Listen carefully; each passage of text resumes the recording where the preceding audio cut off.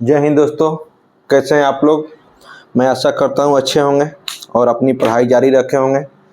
आइए हम लोग थोड़ा देखते हैं जीवाणु से होने वाले रोग। ठीक ना, ये क्वेश्चन बहुत ज़्यादा पूछा जाता है कंपटीशन में। और जीवाणु से कौन कौन से रोग होता है, कैसे होता है, क्या क्या इसमें कमियां उमी होती है, थोड़ा बहुत इसके बारे में हम लोग चर्चा भी कर लेंगे। ठीक ना, जिसके कारण याद रहेगा। ऐसे केवल याद रखने से याद नहीं रहता है, थोड़ा सा उसमें जब हम लोग चर्चा कर लेते हैं उसके बारे में तो अच्छा से याद रहता है। ठीक, आइए थोड़ा देखते हैं। जीवाणु यानी बैक्टीरिया से होने वाले रोग। जीवाणु को ही बैक्टीरिया कहा जाता है। एक वायरस होता है जिसको विषाणु कहा जाता है, जैसे कि कोरोना वायरस आया था, वो एक वायरस होता है, उसको विषाणु कहा जाता है। एक ये है जीवाणु। जीवाणु और विषाणु दो गो होते हैं। ठीक है, तो हम लोग जीवाणु को देख लेते हैं, फिर किसी अगले क्लास में विषाणु देख लेंगे, वायरस के बारे में। देखिए, इससे मतलब जो ज़्यादा पूछा जाता है एग्जाम में, ऐसे तो बहुत सारी बीमारियां होती है, लेकिन मुख्य रूप से ये सब बीमारियां होती है जो हमारे जीवन में घटता है, उसी के बारे में एग्जाम में पूछा जाता है। एग्जाम में वही क्वेश्चन पूछा जाता है जो हमारे इर्द गिर्द रहता है। ठीक ना, उसी के बारे में ज़्यादा पूछा जाता है। जो जो बीमारी हम लोग से रिलेटेड है, जो बीमारी से बहुत आज कुछ दिन पहले या आज की डेट में बहुत सारी समस्याएं हो रही है, उस सब बीमारी को भी कंपटीशन में एग्जाम में बार बार पूछा जाता है। आइए हम लोग देखते हैं जीवाणु के बारे में। जीवाणु मतलब बैक्टीरिया से होने वाले रोग। इसका एक फार्मूला है, इसको आप लोग बहुत अच्छा से याद कर लीजिएगा। अगर आप लोग इसको याद कर लीजिएगा तो आपको 100% मैं बोलता हूं कि एक भी इससे रिलेटेड क्वेश्चन नहीं छूटेगा। ठीक ना, और इसको याद करना बहुत आसान है, मतलब एक दो दिन बीचा बीचा में आप इसको रिवीजन करते रहिएगा। इसका ट्रिक है डिप सिटी का कुटनी है। डिप जो है सिटी का कुटनी है, इसके बारे में भी हम लोग बढ़िया से बता लेंगे। थोड़ा सा हम लोग देखते हैं वायरस के बारे में। ठीक ना, ये बैक्टीरिया के बारे में। इसका खोज एंटोनी वान लीवेनहॉक ने 1676 ईस्वी में किया था। ठीक ना, इसको लीवेनहॉक ने 1676 ईस्वी में किया था। एंटोनी वान याद नहीं भी रहेगा तो लीवेनहॉक याद रखिएगा, यही ऑप्शन में बहुत बार ऐसा ही रहता है, लीवेनहॉक। तो ये 1676 में इसका खोज किया था, लेकिन उस समय वो इसका नाम जीवाणु नहीं दिया था, जीवाणु या बैक्टीरिया नाम नहीं दिया था। उस समय ये एनिमलक्यूल्स उसका नाम दिया था, मतलब छोटा जीव, एक छोटा जीव बोला था। ठीक ना, जो कि दूरबीन उर्मी से देखने से दिखे, वो दूरबीन बोलते हैं, सूक्ष्मदर्शी से, माइक्रोस्कोप से, उस छोटा जीव कहा था। लेकिन एरेनबर्ग जो है 1838 में, ये 1676 में खोज किया था, लेकिन 1838 में इसका नाम बैक्टीरिया दिया। बैक्टीरिया दिया, जिसको जीवाणु या छोटी छड़ी, छड़ी मतलब इस तरह का। ठीक ना, ये जो पिल्लू होता है ना, एक तरह का जीवाणु जो होता है पिल्लू ही है, जो पिल्लू होता है वही है। ये इसका एक प्रजाति होता है। ये जो जीवाणु होता है एकदम छड़ी के जैसा होता है, जो छड़ी होता है ना, इधर सोज है। पिल्लू एक होता है ऐसे घुर्चिया घुर्चिया के चलता है, देखिएगा ऐसे ऐसे चलेगा, ऐसे घुर्ची घुर्ची घुर्ची। लेकिन इसका जो पिल्लू होता है, जीवाणु होता है, वो सोज होता है छड़ी के जैसा। जैसा कि बच्चा लोग को पेट में जोक हो जाता है ना, तो जो चावल उवल फाक लिया, जब हम छोटा में चावल फाक लेते थे तो न छोटा छोटा हो जाता है, कीड़ा टाइप के, उसी टाइप का इसका जीवाणु होता है। छोटा छोटा मतलब छोटा इतना होता है कि आप आंख से नहीं देख सकते हैं, उसके लिए माइक्रोस्कोप यानी सूक्ष्मदर्शी, मतलब छोटा जीव को देखने वाला जो दर्शी होता है, एक मशीन होता है, उसके द्वारा आप इसको देख सकते हैं। आप नग्न आंखों से नहीं देख सकते हैं। इसका एक प्रजाति होता है जिसको लैक्टोबैक्सिस कहा जाता है। लैक्टोबैक्सिस जो दूध से दही बनाता है, ये अपघट करता है। देखिए, जीवाणु जो है ये मनुष्य के लिए लाभदायक भी है और हानिकारक भी है। ये सब जो है, जो बीमारियां होती है, ये हानिकारक है और ये लाभदायक भी है। लाभदायक कब है? जब ये देखिए अपघट का काम जब करता है। जैसे मानते हैं कि आप पटुआ पटसन जूट देखते हैं, उसको पानी में ढक डुबो दिया जाता है, उसको अपघट किया जाता है। जब वो सड़ जाता है तो वो ये जो जीवाणु जो होता है, जीवाणु उसको सड़ाता है। जब वो सड़ जाता है पटुआ जूट, तो फिर उसको हम लोग छीलते हैं, फिर उसका जूट बना के उसका बोरा उरा क्या क्या बनता है ना। तो जब अपघट का काम किया जाता है तो हमारे लिए लाभदायक है, और ये हानिकारक भी होता है। जीवाणु ये देखिए दूध से जो दही बनाता है, लैक्टोबैक्सिस, ये एक प्रजाति है। इसको लैब में नाम दिया है लैक्टिक एसिड बैक्टीरिया, जो अच्छा आपको ऑप्शन में आएगा कि दूध से दही किस बैक्टीरिया से बनता है, तो ऑप्शन में लैक्टिक एसिड रहता है ज्यादातर। अगर प्रजाति का नाम दे दिया, मानते हैं इसको ना देके इसका प्रजाति का ही नाम दे दिया, जैसे कि मानव एक प्रजाति है, उसमें भी कई जातियां हैं, होती है ना अलग अलग जातियां, उसी तरह ये एक प्रजाति है, इसकी एक जातियां है लैक्टिक एसिड, जिससे दूध से दही बनता है। आइए थोड़ा और हम लोग देखते हैं। माइटोकॉन्ड्रिया इसमें नहीं पाया जाता है। देखिए जितना भी सेल है, कोशिका है, उसमें माइटोकॉन्ड्रिया पाया जाता है, सब में नहीं पाया जाता है, लेकिन सेल में माइटोकॉन्ड्रिया पाया जाता है। माइटोकॉन्ड्रिया होने से उसका वो पावर हाउस होता है। माइटोकॉन्ड्रिया को powerhouse of the cell कहा जाता है। सेल मतलब कोशिका, उसका एनर्जी कहा जाता है। लेकिन जीवाणु में माइटोकॉन्ड्रिया नहीं पाया जाता है, नहीं पाया जाता है। कुछ जीवाणु में क्लोरोप्लास्ट पाया जाता है। जो क्लोरोप्लास्ट जो होता है हरा रंग का होता है। शैवाल आप लोग देखे हैं ना, शैवाल जो दीवार में काई के रूप में लग जाता है बारिश के दिनों में, और वो सूर्य के प्रकाश से प्रकाश संश्लेषण के द्वारा अपना खाना बनाता है। तो इसमें कुछ ऐसा है जो क्लोरोप्लास्ट के रूप में अपना खाना बनाता है, ठीक ना, अपना भोजन खुद बना लेता है। ये कुछ है इसका क्लोरोफिल, कुछ में, सब में नहीं, कुछ में पाया जाता है क्लोरोफिल, जो अपना खाना स्वयं बनाता है।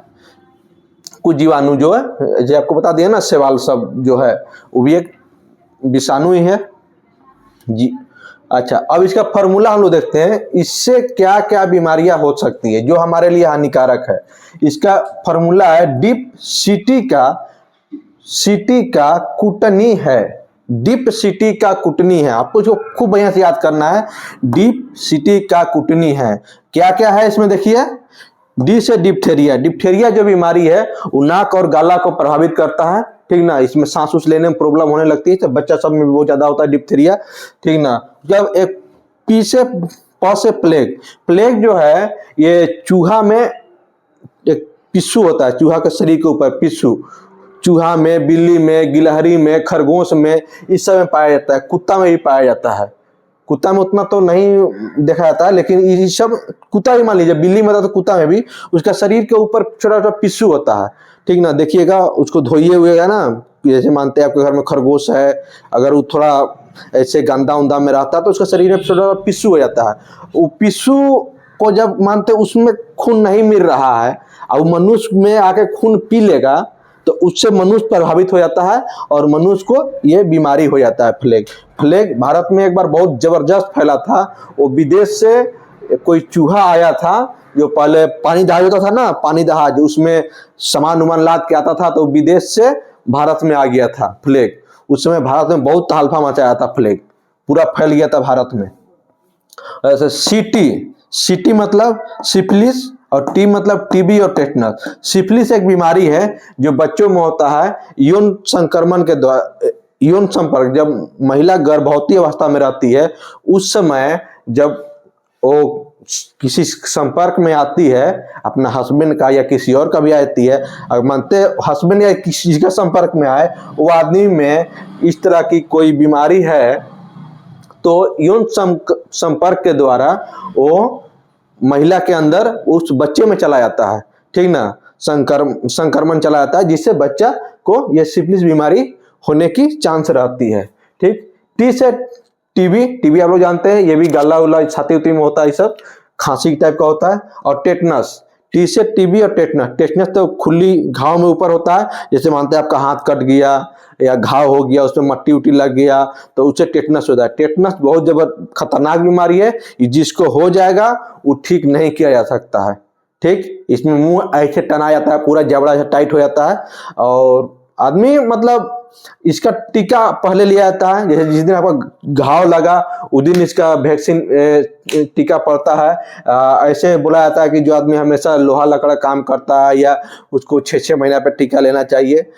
जो इसको पहले जो वैक्सीन लिया रहता है उसको थोड़ा राहत रहता है, शरीर के अंदर एंटीबॉडी बना हुआ रहता है। नहीं तो अगर ये बीमारी हो गया तो अभी विश्व में इसका कोई इलाज नहीं है।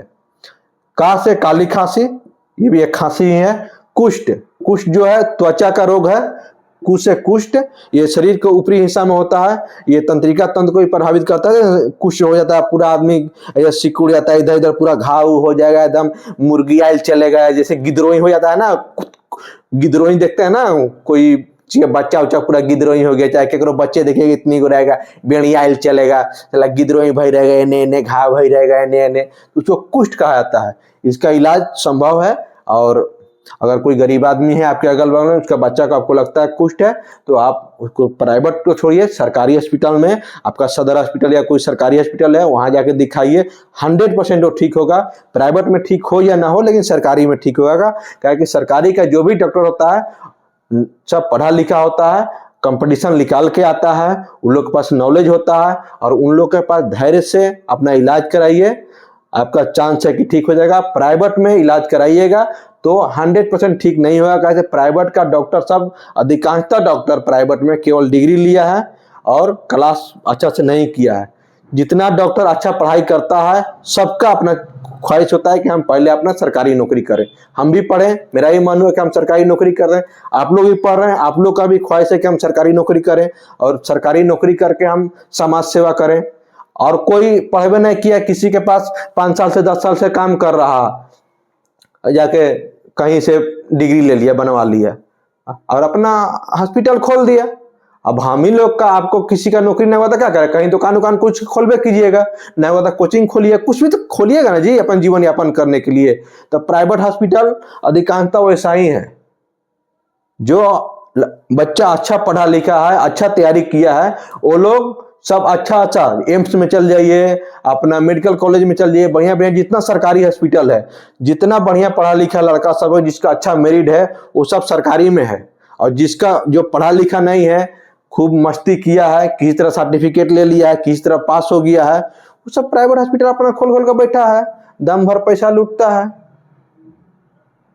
ज्यादा कंडीशन खराब होगा तो आपका जो राज्य का सबसे बड़ा हॉस्पिटल है उसमें रेफर कर देगा, न संभलेगा तो पूरा पैसा घींच लेगा, और जब देखेगा कोई मरने हो गया, पैसा खत्म हो गया, तो बोल देगा तुम चल जाओ PMCH, तुम चल जाओ एम्स, ऐसे आपको रेफर कर देगा।